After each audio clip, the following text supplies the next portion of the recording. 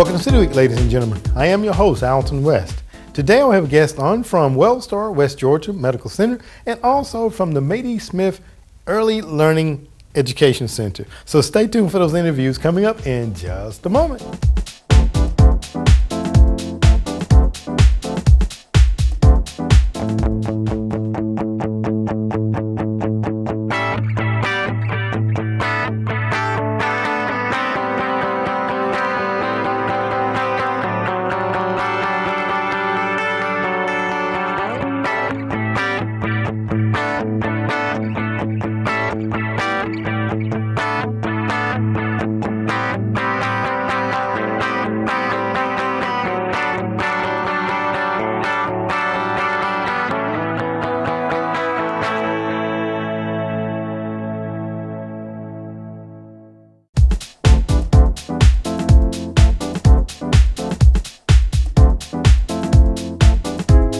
Welcome to City Week, ladies and gentlemen.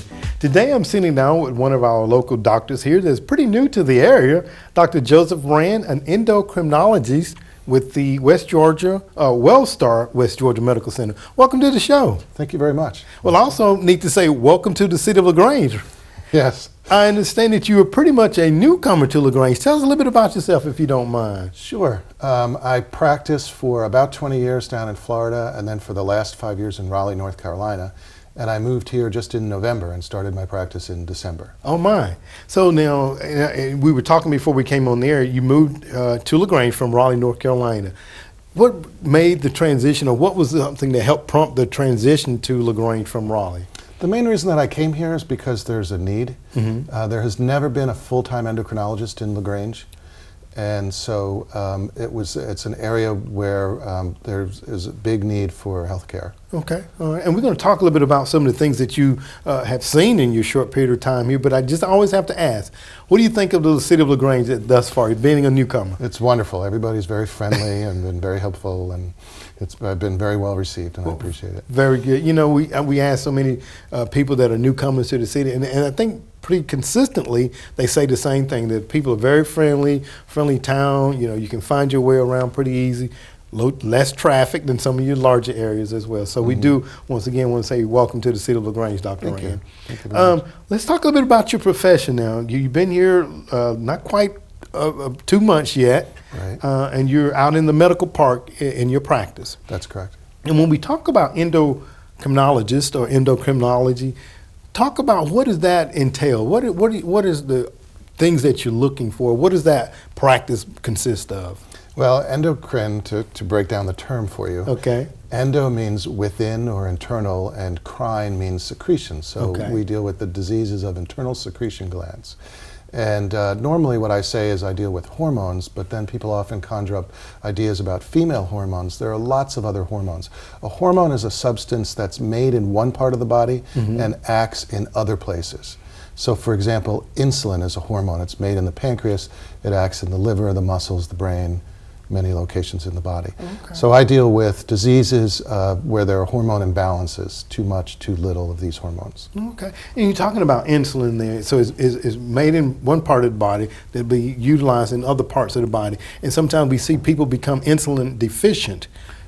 Talk about how they can, I guess, jumpstart that insulin process again. Sure.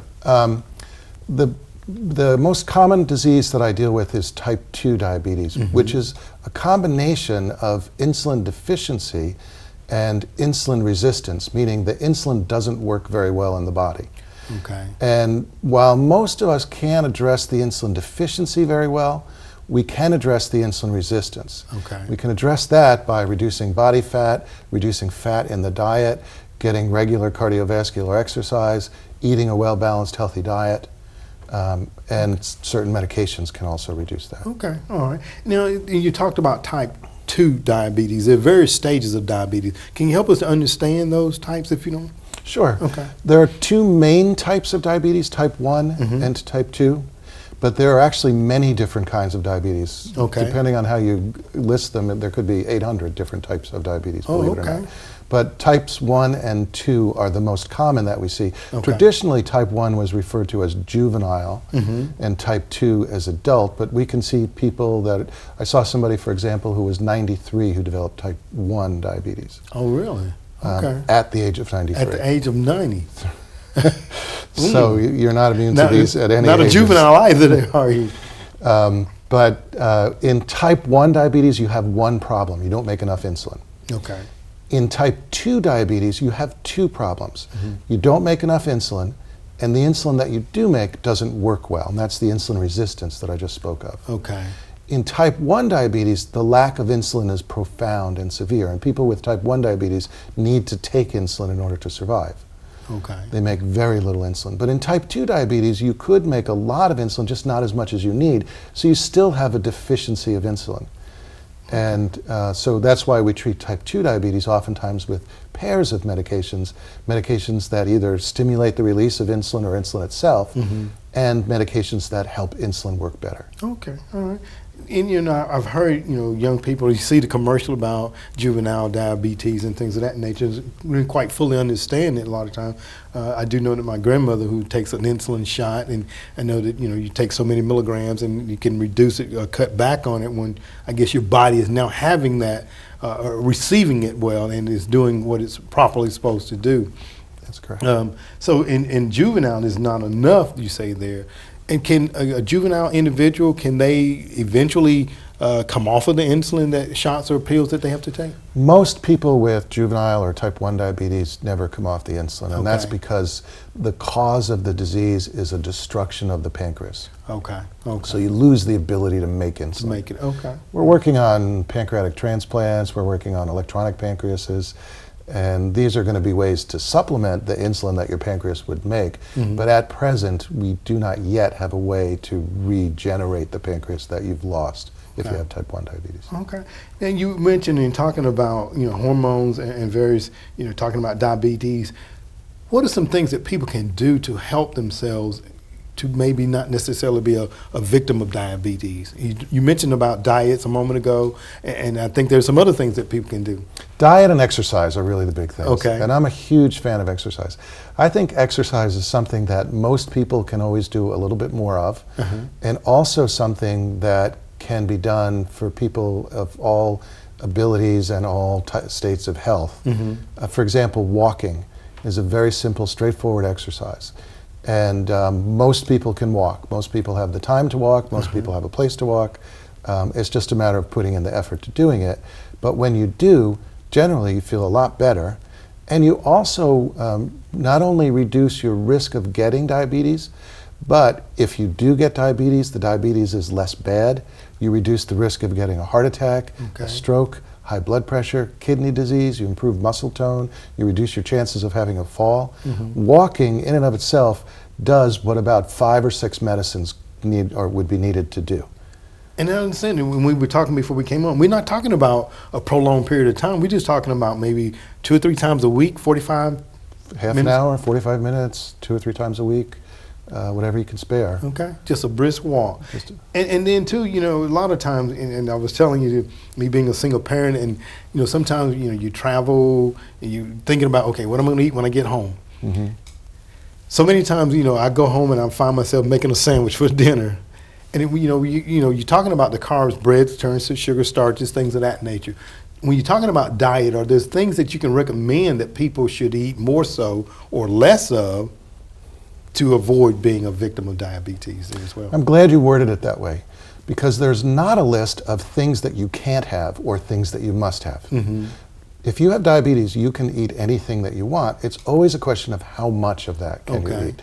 We talked earlier about carbohydrates. If you're going to have a sandwich for dinner, that's fine, 2 slices of bread. Don't have a 3rd slice of bread. Don't have some pasta or some potatoes as a side. Don't have a sandwich for breakfast, a sandwich for lunch, and a sandwich for dinner. That's, now you're getting too much carbs. Double it up there. So I think the ideal healthy diet is one where you eat 3 meals a day, your first meal shortly after waking up, and separate your meals by about 4 to 5 hours if practical. Okay. And to have each of your meals about the same amount of calories. The typical American diet is to eat 200 calories for breakfast, 200 calories for lunch, and 1,000 calories for dinner. or Right. 2,000 calories Right. for dinner. We got to get the recommended daily amounts, right? Yeah, and if you split that up more evenly, you do better. Okay. Okay. And also to try to get a balanced diet. So don't eliminate anything unless you have to for other reasons. But Okay. for example, I've had some people come on a very, very low carb diet, and I don't think that's healthy. We actually need carbohydrates. Okay. All right. You know, when you talked about the sandwich, I'm glad you said potatoes and not potato chips, because Right. I know normally sometimes put potato chips with my sandwich and stuff like that. You know, and talking about, you know, the low fatties and the high fibers, because I try to eat those breads that are higher in fibers. Talk about the significance of being or doing that. There's this concept called glycemic index, which is basically that certain foods will cause your sugar to spike higher than other foods. Okay. For example, a baked potato might cause your sugar to spike very high, but if you take that potato and you mash it and you put in a little bit of sour cream and you sprinkle some bacon with it, it doesn't spike as high. Oh, okay. It has a lower glycemic index. Okay. When you add fiber to carbohydrate, that lowers the glycemic index. So instead of your sugar rising very quickly and spiking very high, your sugar rises a little bit more slowly. It's still the same amount of sugar, it's just spread out over a longer period of time, and so it has less of a metabolic effect on your body. Okay, all right, well, very good. Talking about metabolic, I want to talk as we get ready to close out. You also deal, I see, because the interesting point, you were saying that for the LaGrange, I think the diabetes you saw was about 10%, which is a little bit higher than the national average, and then the other one that you see is more so the thyroid. That's correct. Talk a little bit about that. Thyroid disease is very common. It's expected in about 10% of people who live in America. Underactive thyroid is the most common. It occurs more commonly in women. But thyroid nodules are becoming much more of an issue now. It seems that the prevalence of thyroid cancer is rising, and endocrinologists don't quite understand why. But we're looking at that very closely and looking at nodules very closely. Nodules are found very commonly, and that's one of the things that I evaluate. Okay. Now help us understand when you say nodules. Is there some place you feel for those, or how do you determine? A person could do a neck check. Okay. And if you go, there's a website for an organization that I belong to called AACE, Okay. American Association of Clinical Endocrinologists. Okay. And there on the website you'll find information about a neck check, which basically teaches a person how to identify where their thyroid is and how to check for nodules. Okay. All right. It's a good skill to have, similar to a woman doing a monthly breast exam. Okay. All right. Very interesting stuff. Definitely would love to have you come back on, Dr. Rand, to talk a little bit more about it, and maybe bring some props to kind of show various parts of the body that you deal with. But I definitely want again to welcome you and your wife to the City of LaGrange, and hopefully your practice will take off as it has in the other cities. So welcome once again to the City of LaGrange. Thank you very much, Alton. All right. It's a real pleasure to meet you. Thank you. Ladies and gentlemen, stay tuned for more City Week in just a moment.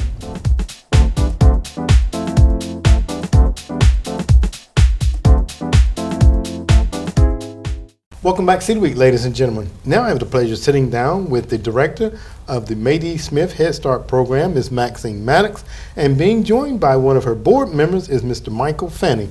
Welcome to the show, both of you all. Appreciate it. Well, it's a pleasure to sit down with both of you all, and I wonder, Michael, I know that you're kind of a veteran on the show, so I'm going to leave you over there just for a moment or two. Right on. I'm going to start out with Ms. Maddox. I think this is Ms. Maddox's first time being here on the show with you. Ms. Maddox, tell us a little bit about yourself, and then we're going to jump into what you do as a profession, okay? All right, I'm the mother of 7 children, and I kind of got thrown into daycare. You got thrown into daycare. I did. Okay. I worked for several years at West Point Pepperell at Dixie Mill. And after I lost that job, I decided I wanted to, my next job would be something that I could, be there for my children. Okay. And that's something that's very important to me as far as going to the schools to be with my, and any kind of sports or anything they was in. There's a support to my children. Absolutely. And so a friend called me and she said, "Can you help me for 2 weeks in my daycare?" And I'm like, "Oh, Key. Ah, 2 weeks has turned into almost 30 years. 30 A lifetime. Yes. That's your career. You know, I have a story similar to that as well. I was asked to try to help out in doing some, television hosting, and it was only going to be a temporary basis. And I'm not 30 years quite yet, but it has turned into a longevity here. So I do understand your Right plight. Yeah. Well, you know what? But I think that's a wonderful thing that you are doing. We're talking about the May D. Smith Head Start program. Talk a little bit about that for us, if you don't mind. And then we're going to get into some of the history of that a little bit later on. Okay. And let me correct you. Okay. It's a long name. Okay. It's May D. Smith Early Care and Learning Center. Oh, yeah. Okay. Yeah, it's a long name. All right. But when I started, it was May D. Smith. Uh-huh. It was just called May D. Smith Memorial Daycare Center. Okay. So over the years, and due to the center being licensed by Bright from the start, we are a licensed center. And the rules and regulations that they've changed to, we decided to, instead of saying we're just the babysitters there, we are early care and learning center. Okay. Right. And we branched out into infants. So May D. Smith is just, this, I call it, to me, it's my second home. Right. Okay. Spent a lot of time. Yeah, I spent a lot of time there, and I've had the opportunity to see a lot of growth in May D. Smith. Okay. All right. And Mike, you're a board member there at May D. Smith. Right. Talk about your experience, if you don't mind. Well, like I didn't grow up as a student or a kid there, but like I had relatives to be a part of May D. Smith. So then like being from here, you ride by all the time and looking up on the hill. You see the daycare center up on the hill. So I've been a part of it for years. But as a board member, Miss Aquita Freeman, she asked me a few years ago to be a part, and I was like, at first I was like, I'm like, man, let's do it. Just to gain the experience and to see the inside, behind the scenes of the daycare center. Because Miss Maddox, she loads us up with all the info. But like just basically, man, just coming with new ideas to build that our center. That's it. Just coming up with new ideas. Okay, all right. And I've been to the facility myself on a number of occasions, and like yourself, Mike, I have nieces and great nieces that were students there, and I know that they do a wonderful job there. So we'll talk a little bit about the staff, because you was talking a moment ago, Ms. Matters, that you all have branched out now, and you have infants from age, what's the age of the infants? From 6 weeks up to 18 months. 6 weeks to 18 months. So those are babies. Babies. Right. Yeah, they're Yeah, babies. absolutely. Now, and you all have room to grow. We have room to grow. Talk a little bit about that and how people can get involved with your center. We're just, right now, we're putting out advertisements and flyers and everything, that letting people know that we do have room to grow up, that we have some openings. It's just, working at May D. Smith is family. Right. It's family. My main focus and goal is to have a secure learning environment for all the children that are come. And when the parents bring their children, they're introduced to not only me, but my staff. They get to spend time with the staff to know where their child will be every day. Because I feel like, how can you go to work if you're worrying, oh, my phone's ringing, is that the daycare or something happening to my child? And I want them to feel secure. So I let them come in and, look around and visit in the center. Okay. And kind of sit around and see if this is where you want to put your child. Right. Okay, all right.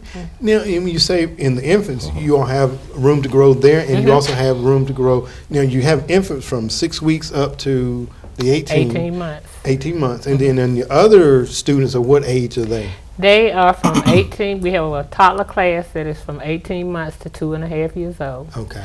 And we have a preschool class that go from 2.5 to 5 years old. Okay. All right. And you have openings in each one of those? We have opening in each classroom. Right. So if someone wanted to enroll their child in your program, how can they do that? They can call the center, and our number is 706-882-2012. Okay. And they can inquire as far as, whether we have any openings in the age group that they need. Okay. And then, I'll inform them that we have openings and they can come by the center and fill out applications. Okay. Well, Mike, let me ask you, as a board member, and I know that I'm serve on a number of boards too. As a board member, when you go to the center and you see the kids moving and the interaction of the kids and the staff, how does that make you feel as a board member? well, to be honest, I've only been up there like maybe once or twice during the actual hours of, just based on my schedule. Okay. So honestly, that's one of the things that I have to improve on. Okay. But the times that I've been there, it's good, man, because the kids are they're so busy, and then they want to know, who are you, what are you doing here? So it's just a good feeling, you know what I'm saying? Like she said, we want to provide that security to those parents that they are in good hands. So that's what I feel when I go there. You know what I'm saying? The kids are in good hands with Miss Maddox and the rest of the staff. So yeah, so it makes me feel good. Okay. And I asked that question because you've been on the show and Right. you were a teacher over at Callaway Elementary School. So potentially some of those students that you see there Very well. may end up being Very in well. your classes Very later well. on. Very well. Absolutely. Now, costs. Let's talk a little bit about the cost, because you have openings for students in your programs, as Maddox. Cost, because I know that's something else that a lot of parents may be concerned with, because I've heard how expensive daycare can Very. be. Talk about your costs for the various age ranges. Okay, for the infants, it's $90 a week. And for the toddlers and preschool, it's $70 a week. Okay. We are able to keep our funds down, our costs down from us. I'm sorry. You want to keep those funds up, right? I want to keep the That's right, funds I up. got you, I understand. But we're able to keep our costs down due to a lot of grants that we apply for, and we also are part of the way funded by the United Way. Okay. And we also part of the CAPS program and the Child and Adult Food program. Okay. And we reach out into the community for different organizations, and they come in and help us do things like, our playground has been our biggest pitfall. Okay. We had to keep our playground up to right from the start regulations. Right. And that's kind of hard when you're in an old, kind of older building and everything. Right. So we had to keep up a lot of improvements. And a lot of community organizations have been to the center and really worked to help us. Okay. So I'm very thankful and grateful for that, all the organizations that helped Maddy Smith. And with that being said, man, like we look for the organizations to come and read to the kids and come and spend time, like from the Grange College to the sororities, fraternities, like anybody, like if you want to come and to, like I say, read to the kids, spend time with the kids, like we not shying away from them. They're more than welcome to come. Okay, all right. So I hear you talk about the playground. So if there was a service organization that wanted to take on that as a service project, you probably wouldn't turn it down. I smile all the way. Okay, just something to put out there in the atmosphere. Okay, very good. And you talked about your foster grandparents, and I've been there a number of times. Talk about them and your staff a little bit too. Well, let me talk about my staff. Okay. Because it takes a while to build a good staff. Right. And now I feel like we have a wonderful staff. We are a team, we are family. We reach out and help each other, and they understand that I want to, be there for the parents. So if they see a need, anything, they don't mind coming to me and talking to me about it. Okay. Okay. So it's a big team, a big family.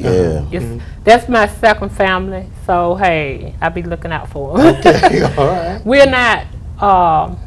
We don't make a lot of money, but that's what brings the love. Right. Is that we are being able to work as a team and love each other, and pray for the money. And without the foster grandparents being there to provide a lot of extra love for the children, when we can't, a lot of times we're, kind of tied up, maybe working with a group of children in an area, and one child is out, kind of stands out by itself. Their foster grandparent will go over there and work with their child. And, love on them, just give them that love. Okay. So I really appreciate all that they do. And like I said, that's part of my family. Absolutely. Right. As we close out, if someone was watching and they wanted to make a monetary donation to the center, because you all are a nonprofit, Right. and I know that we have our United Way campaign going on right now, but if somebody wanted to maybe say to the United Way, I'd like for funding to go to the Mady Smith Learning Early care. and Learning Center. Okay, I want to get it right. Tongue twister. Okay, so if somebody wanted to make sure that their donations and contribution, what would you say to those individuals that were thinking about doing that? Well, let me go back with that. I have nieces and nephews that live out of town and stuff, and they make donations. So, I love donations, and I know that they're making them. So I would really appreciate it. If you don't understand Mady Smith, come by the center. Right. If you don't understand, you don't really know what we're about and never heard the name or anything, they're welcome to come by the center and say, hey, I just want to look around. Okay. Because I believe that, like I said, in the community, we try and be out there and be involved in things, different things, activities in the community. I encourage my parents. So I don't mind people. I love people to come by. Okay. Good deal. And Well, visit. very good. Very good.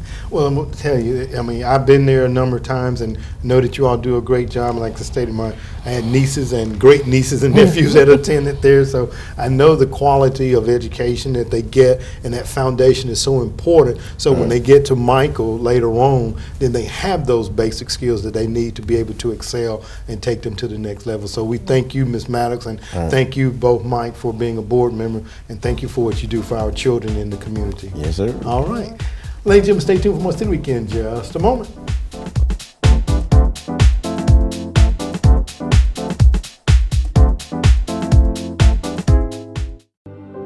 At LaGrange College, your journey toward achievement may take you in many different directions. The arts, law, ministry, medicine. Experience LaGrange College, one of the South's most affordable, highly ranked institutions, and leave transformed. Discover more at lagrange.edu/transform.